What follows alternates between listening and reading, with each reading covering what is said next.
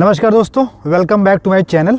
मेरा नाम है दिवाकर और आज मैं खड़ा हूँ पूर्वांचल एक्सप्रेस वे पे। ये देखिए आप, पूरा देखिए आप ये।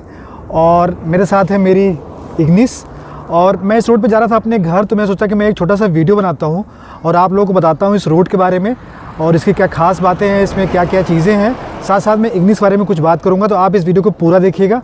और अगर आप चैनल पर पहली बार हैं तो उसको आप सब्सक्राइब करिएगा, साथ साथ वीडियो को लाइक और शेयर करिएगा। चलिए शुरू करते हैं। दोस्तों, जैसा पहले से ही आपको पता होगा, एक्सप्रेस वेज इंडिया में हाईएस्ट क्लास के रोड्स हैं। इनके नीचे आपको एमडीआर, स्टेट हाईवेज और नेशनल हाईवेज देखने को मिलते हैं। इन बाकी रोड्स में और एक्सप्रेस वेज में एक खास फर्क होता है, वो ये होता है कि एक्सप्रेस वेज एक्सेस कंट्रोल्ड होते हैं, यानी कि इनमें आप कहीं से भी एंट्री और एग्जिट नहीं ले सकते, बल्कि आपको निश्चित जगह पे जो तय किया हुआ एग्जिट और एंट्री पॉइंट है वहीं से आपको एग्जिट और एंट्री करनी है। एक्सेस कंट्रोल करने के लिए इनमें आपको जो है फेंसिंग और रैंप लगे दिखेंगे चारों तरफ रोड के।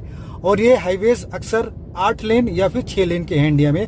इसके साथ साथ दिल्ली मेरठ एक्सप्रेस वे आपको देखेगा 14 लेन का भी है और बाकी अभी ऑपरेशनल नहीं है। इंडिया में इस समय सबसे लंबा जो एक्सप्रेस वे है वो है ये पूर्वांचल एक्सप्रेस वे, जिसकी लंबाई है 341 किलोमीटर और ये शुरू होता है लखनऊ से और जाके अंत होता है इसका गाजीपुर में। इसके पहले जो सबसे लंबा हाईवे हुआ करता था, एक्सप्रेस वे हुआ करता था, वो था आगरा लखनऊ एक्सप्रेस वे, जिसकी लंबाई थी 302 किलोमीटर। ये जो पूर्वांचल एक्सप्रेस वे है, इसकी शुरुआत जैसे मैंने आपको बताया लखनऊ में होती है। चांद सराय नाम का एक गाँव है, यहाँ से इसकी जो है शुरुआत होती है। और ये जो रोड है जिसको कनेक्ट करता है, ये सीधे कनेक्ट नहीं होता लखनऊ से या फिर आगरा एक्सप्रेस वे से।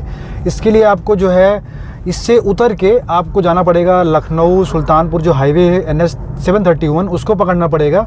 उससे भी शहीद पथ पकड़ेंगे, फिर शहीद पथ से जाके आप पूरा जो है लखनऊ शहर से अंदर होते हुए आपको आगरा लखनऊ एक्सप्रेस वे पकड़ना पड़ेगा। तो ये है, ये 6 लेन का एक्सेस कंट्रोल हाईवे है और इसको भविष्य में 8 लेन का भी बनाया जा सकता है। इसमें ऐसे प्रोविज़न किए गए हैं और जो है इसके बन जाने से जो पूर्वांचल है उसको आसानी से जो है लखनऊ से कनेक्ट किया जा सका है। साथ साथ अगर आप दिल्ली से बिहार पटना जाना चाहते हैं तो आप Yamuna express way plus Agra Lucknow express way plus इसको यूज़ करके आप काफ़ी कम समय में वहाँ पहुँच सकते हैं।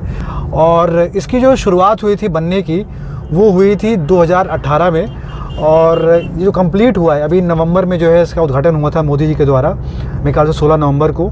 और उसके बाद से ऑपरेशन हो गया। हालांकि अभी इस पर कुछ काम बचे हुए, जैसे इस पर भी आपको जो है कोई रेस्टरूम नहीं दिखेगा, ना ही कोई पेट्रोल पंप दिखेगा। तो इसकी वजह से अभी इस पर टोल नहीं लगता है, आपको टोल नहीं पे करना है, आप अभी फ्री में इसका जो है आनंद ले सकते हैं। इस रोड को बनाया है यूपीडा ने, जो कि सरकारी एजेंसी है और उसने जो है कॉन्ट्रैक्ट अवार्ड किए हैं। बाकी जो 5 कॉन्ट्रैक्टर्स थे उनको अवार्ड किया गया था, तो उन लोगों ने इसको बनाया हुआ है। और इसकी लागत है वो 22,494.66 करोड़ रुपए इसकी लागत थी। आपको शायद ये फिगर समझ नहीं आ रहा होगा। अब इसको मैं छोटा करके अगर आपको बताऊं तो आप ये मान लीजिए कि पर मीटर की कॉस्ट जो है वो 6 लाख से भी ऊपर है। मतलब कि इस रोड की जो पर मीटर की लागत है वो 6 लाख से ऊपर है। हालांकि जो कॉस्ट है ये लैंड एक्विजिशन का रेट लेके है, इसमें लैंड एक्विजिशन भी शामिल है। इस हाईवे की जो स्पीड है वो बाकी जो एक्सप्रेस वे उन्हीं की तरह ही है, यानी कि 100 किलोमीटर प्रति घंटा की स्पीड आप मेंटेन कर सकते हैं without any fine, without any चालान। और उसके ऊपर अगर आप जाते हैं तो अभी इस पर कोई टोल कलेक्ट नहीं किया था, तो अभी इससे कोई प्रोविज़न है नहीं कि आपसे फ़ाइन कलेक्ट की जाएगी। जैसा कि आगरा लखनऊ एक्सप्रेस वे पे शुरू हो गया है कि वहाँ पे आपको अगर आप 3 घंटे से कम में आप दूरी तय करते हैं तो आपको शायद फ़ाइन देनी पड़ती है, कुछ ऐसा है। बाकी आपको जैसे कि ग्रेटर नोएडा एक्सप्रेस वे है, वहाँ पर कैमरा लगे हुए हैं, उनके थ्रू आपको जो है चालान इशू किया जाता है, ई चालान, जो आपको पे करना पड़ता है अगर आप ओवर स्पीडिंग करते हैं तो अभी इस पर ये सब व्यवस्थाएं नहीं करी गई हैं और अभी इस पर काफ़ी काम एक्चुअली बचा हुआ है। ना ही कोई आपको इसमें रेस्टोरेंट दिखेगा, ना ही कोई आपको पेट्रोल पंप दिखेगा। तो आप अगर इस पर आ रहे हैं तो आप पूरी प्लानिंग करके आइए, पूरा फ्यूल जो है आप गाड़ी में डलवा लीजिए, गाड़ी जो है वहाँ पे चढ़ने से पहले लखनऊ में, या फिर आप उधर से आए तो गाजीपुर में, और उसके बाद इस पर आप चढ़िए। और आप अपने साथ साथ कुछ खाने पीने की भी व्यवस्था रख के चलिए, क्योंकि इस पर आपको कुछ मिलने वाला नहीं है। सिक्योरिटी की बात की जाए तो मतलब सिक्योर है ये। इस पे आपको जो है हाईवे पेट्रोलिंग वाले जो लोग होते हैं यूपीडा के, वो आपको देखने को मिलेंगे। इसमें आपको लखनऊ से जब आप चलेंगे, जब आप सुल्तानपुर पहुंचेंगे, कूड़े बहार नाम की एक जगह है जहां पे आपको तकरीबन 3.5 किलोमीटर की हवाई पट्टी भी जो है बनाई गई है, जो कि आजकल जो भी नए एक्सप्रेसवे बन रहे हैं उन पे बनाई जा रही है, उसका यूज़ ये होगा कि जब आपातकालीन कोई स्थिति पैदा होती है तो वहाँ पे जो वायुसेना है अपने विमान को जो है लैंड करवा सकती है। और मोदी जी का जो हरकुलिस विमान है वो भी वहीं पे लैंड किया था उद्घाटन के दिन 16 नवंबर 2021 को।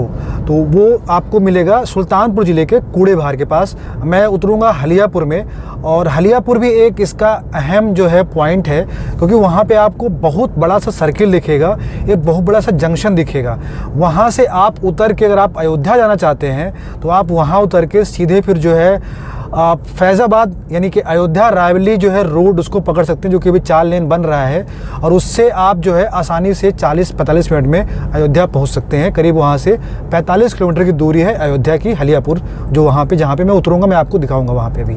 अगर इग्निस की बात करूं मैं, तो अभी मैं लगभग 100 की स्पीड मेंटेन कर रहा हूँ और मुझे कुछ खास स्टेबिलिटी में इशू नहीं है। हालांकि स्टीयरिंग लाइट है, थोड़ा सा आपको होल्ड करके रखना पड़ता है, लेकिन जब बगल से कोई गाड़ी निकलती, खास करके कोई एसयूवी निकलती है बड़ी, जैसे इनोवा, फॉर्च्यूनर, तो थोड़ा सा ऐसा लगता है कि गाड़ी हिल गई है आपकी।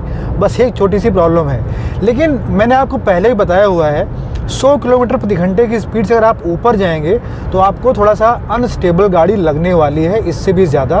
लेकिन 100 की स्पीड तक कोई इशू नहीं है। अब मैं गाड़ी में अकेला हूँ और मेरा वेट लगभग 70 किलो के आसपास है, तो कोई ऐसी दिक्कत नहीं है अभी इसमें कि हाँ आपको स्टेबल नहीं लगेगी या आपको लगेगा कि कोई प्रॉब्लम क्रिएट कर रही गाड़ी, तो आप इस बात से निश्चिंत रहिए। लेकिन जैसा मैंने आपको बताया, अगर बगल से कोई ओवरटेक करता है, थोड़ा सा आपको हलचल देखने को मिलेगी, गाड़ी के अंदर भी आप महसूस करेंगे। अब यहाँ से हमको उतरना होगा, ये आपको ध्यान रखना है कि 80 किलोमीटर का साइन बोर्ड जहाँ पे आएगा वहाँ से आपको उतरना है हलियापुर के लिए, और वहाँ से आपको पकड़ना है 4 लेन का जो हाईवे है, नेशनल हाईवे, उससे आप जा सकते हैं अयोध्या की तरफ। तो आज की वीडियो में बस इतना ही। उम्मीद करता हूँ कि आपको पसंद आया होगा। अगर आप यहाँ तक बने हुए हैं तो आपका बहुत बहुत धन्यवाद। अगर आप गाड़ी चलाते हो तो प्लीज़ सीट बेल्ट पहनिए और ट्रैफिक नियमों का पालन करिए। Thank you so much for watching this video.